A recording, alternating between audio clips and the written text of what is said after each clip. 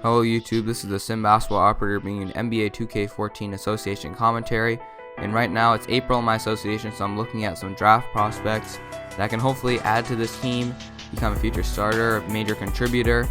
And my two biggest weaknesses right now in my starting lineup are the center position and the shooting guard position. I have three untouchable players, which are Ty Lawson, Danilo Gallinari, and Kenneth Faried, and they're obviously future starters for the on this team. And guys like Joel Embiid, Dante Exum, Andrew Wiggins are guys that I'm looking to trade up using trade assets such as Nate Robinson, JJ Hickson, Wilson Chandler, just to name a few, and JaVale McGee as well. And hopefully trade up and use those players and also my two first-round picks, my own and the one I traded for from the Spurs, to hopefully move up into the top 5. It's going to be a challenge because it is a pretty strong draft class in comparison to last year. And as shown by the recent real-life trade deadline, not a lot of teams are willing to give up their picks. So looking at the playoff picture, the Suns have actually fallen out of the playoffs, can't replicate their real-life success. They have the Nuggets, Warriors, Mavericks in that bottom spot. However, the Grizzlies are in 6th place, and I think it's a team that we are better than, and we're going to try to prove it in this upcoming game. See you there.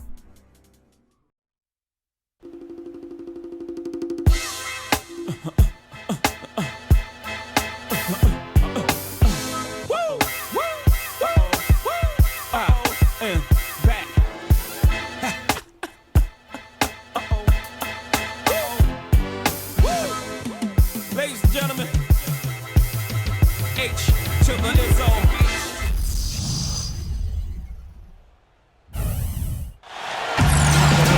We have the Nuggets as the road team for today's Western Conference matchup. 2K Sports brings you Friday night NBA action. This is Kevin Harlan with Clark Kellogg and Steve Kerr. On the sideline tonight, Doris Burke. And now a quick check of our starting lineups for both teams. Someone will be keeping an eye on Ty Lawson. Dan, he's one player who doesn't need a lot of space to get to the basket. He's really crafty. The way he can blast his way straight through traffic, he's really strong. I tell you what else I like is his attacking mindset too, Steve. No matter where he is on the court, when he gets possession, he will turn it up and turn it on and run out. Most of the time, he doesn't stop until he's laid the ball in the hoop. The Denver Nuggets come into tonight's game after losing earlier in the season in their last game against the Grizzlies. And now they'll try to tie up the season series at 2 wins apiece. They've taken 1 game out of 3 so far. So yeah, carrying over from the earlier part of the commentary, please leave your draft suggestions. It's a major part of this association. I would like to hear your input because in all honesty, I'm not entirely confident in who I should draft since there's a lot of top prospects I could choose from. But getting into this game, you have a clash of styles. You have the more up-tempo, run the pick and roll, shoot more threes, and which is the Denver Nuggets, which is our team, playing against like probably one of the more physical, if not the most physical team in the NBA, in the Memphis Grizzlies. However, the Grizzlies played a little bit differently than I expected. They went to Mike Conley a lot more as opposed to Zach Randolph and Marc Gasol. But more or less, it was a pretty good replica of what the Grizzlies do in real life. As you can see, Evan Fournier had a huge game today, knocking down the 3 off the pick and roll. And going after the first quarter, we had a pretty good offensive series, and the Grizzlies did not. So we built a pretty good lead. Now it's 8-point lead right now. Running a design play here for Jordan Hamilton. It's pretty obvious, however, the CPU doesn't defend it very well, which leads to this Jordan Hamilton open 3, and he knocks it down. However, Tayshaun Prince really was the guy that kept them in the game in this first half, using the post move there. And then right here's Mike Conley operating for the Grizzlies, and he's going to find Tayshaun Prince for a pull-up mid-range jumper. And so it was the Conley and Prince show, surprisingly, in this first half for the Grizzlies. And I wasn't really prepared for it, so they were able to keep it relatively close. They actually take the lead at this point due to a pretty good run and a little bit of stagnant from our offense, which tends to happen a lot without Ty Lawson. But as you can see here, he's setting up the play for Wilson Chandler for the mid-range jumper. And then right here, he's going to pick Mike Conley's pocket, use that incredible speed to just get to the cup and throw it down with one hand. So that ties the game up. Pretty good 4-point swing right there. And we carry that over to take it by more than 5 points. But what a pass by Mike Conley into the post.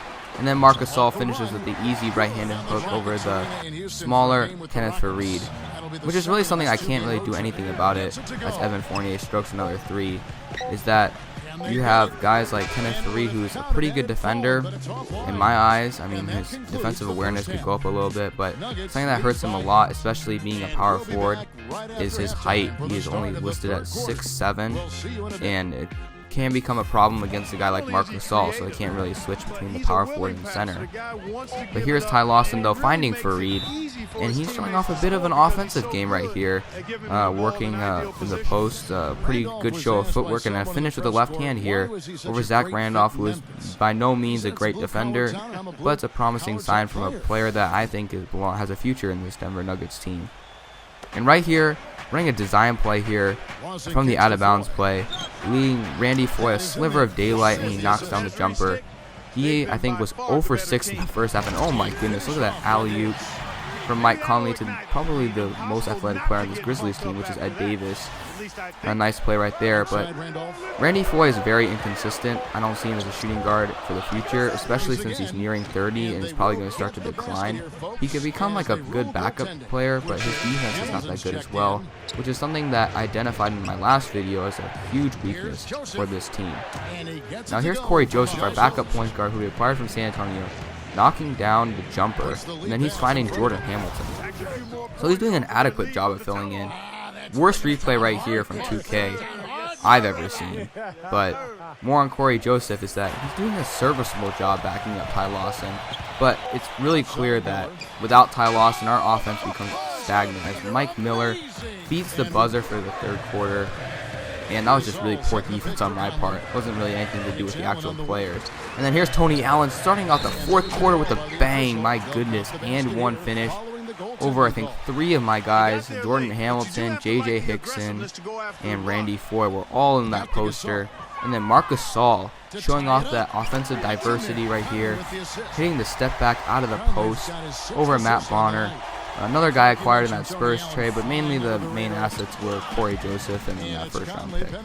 But here, then Mike Conley's going to find Gasol, who's on a little personal run of his own. He had a little bit of foul trouble in the first half, starting to heat up here.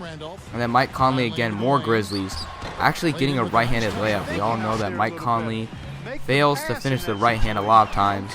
And then Zach Randolph, the other part of the main 3 offensive weapons for the Grizzlies, getting his own rebound, putting it back up.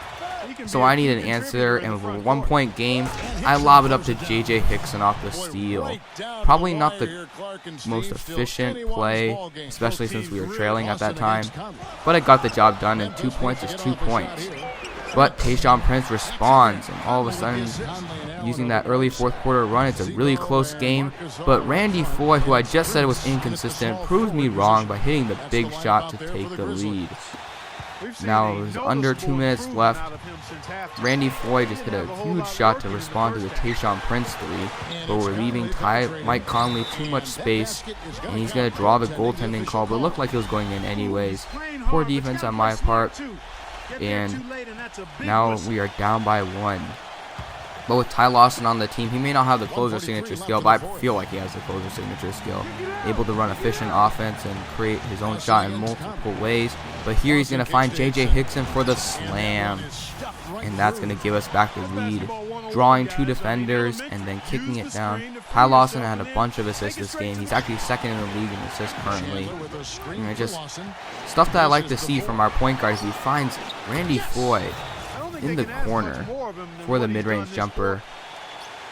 Cross-court pass, and Randy Foye was 3 passes away and caught a pretty good defender, Tony Allen, off guard. And then right here, Ty Lawson has the mismatch to put this game to bed, hits the layup, and there's a 5-point lead with 14 seconds left, which is pretty much going to close it off. The Grizzlies failed to score. We run out the clock and get this 5-point victory, proving that the Nuggets' slow start does not mean that it is a worse team than the others of the Western Conference, and that we can hang with a bunch of people. But the whole purpose of the intro to this commentary was mainly to show that this team has weaknesses and it can be fixed in the draft. So let's take a look at the box score here. Mike Conley had a huge game, 24-11, but he did have 6 turnovers.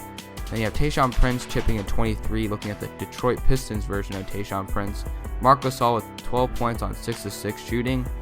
Zach Randolph chipped in 10, and then Mike Miller had 9. Tony Allen had 7. Then on our side, we have Ty Lawson with 22 points, 18 assists. Then Evan Fournier with 18 points. Foy with 13 points. Chandler and Fareed also in the leaders. Rebounding was not that good, but that's to be expected against a very good rebounding team like the Memphis Grizzlies. Steals and blocks, everyone was contributing here. We actually managed to hold teams under 100 points, which I consider a personal victory using this team. And Evan Fournier showing his 3-point range, hitting 4 of 6. We also didn't get to the line as much this game, which is a little bit concerning, but hopefully we can pick it up. So yeah, we get this huge victory to cap off a very good month of March, which has vaulted us into the 7th spot in the playoffs, and hopefully this victory over the Grizzlies will help the team's morale in their quest to improve that playoff standing, as it seems like the playoffs are certain. I may show another video of a regular season game, but if not, then we'll go to the playoffs or the season conclusion video, which I plan to show after every season in this association. So yep, thank you for watching. Please leave your draft suggestions in the comments. Remember to fill the shooting guard and center position. And this is the Sim Basketball Operator, and I'll see you guys all in the next video.